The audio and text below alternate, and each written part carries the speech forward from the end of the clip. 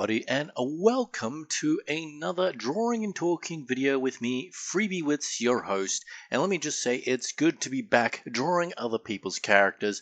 Today we're taking a look at Gypsy Winters, which in my head I immediately compared and thought about her as if she was a Pacific Rim character. I mean, seriously, Gypsy Winters, Gypsy Danger. That's just me though, I like giant robots.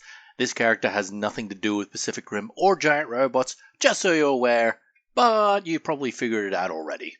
Now that said, Gypsy Winters is just an alias. Her real name is Cecily Gemma Winters, and her aliases include Gypsy Queen and Bitch. Yes, this is one of those kinds of characters. A bit above the mature rating, as they might say. So, everything in this video, image-wise, hopefully won't show anything bare or anything along those lines. Now, the profile link does include pictures and videos of a real-life actor/singer person, I think. They look familiar to me, but I don't actually know who they are. In terms of how old they are, well, they are quite old. You see, they are a vampire, and they're specifically chaotic evil. Wait, no, I do know who they're being played by, Avril Lavigne, which doesn't quite match, and I'll mention why in a moment. So, she's described as a beautiful but terrifying character. She's absolutely flawless in body, face, and skin. She stands at 5'2", but often wears thigh-high heels, and I misread that part. Oh dear.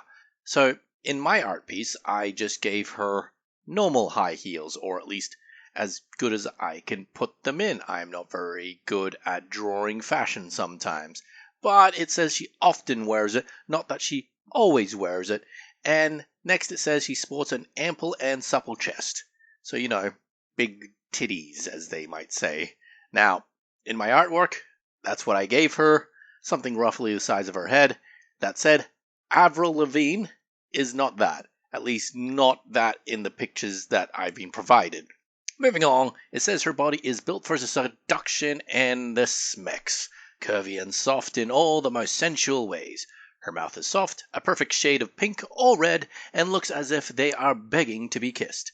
Her long, silky blonde hair hangs down her back and is as soft as feathers. Her eyes, however, are deep, dark, and very icy blue, and to look in them for too long feels as if you're staring at death. Unfortunately for most, that's because they are.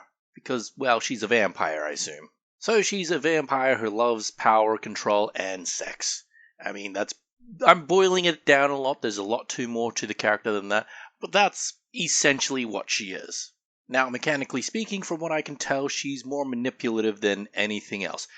None of her profiles specifically talk about her ability to fight with any specific kind of skill. I'm not sure if she knows any martial arts or knows how to use a sword or a gun or anything like that, but being an ancient vampire, she's probably doesn't need it in the first place. She's probably really strong and can punch your face out without even trying properly.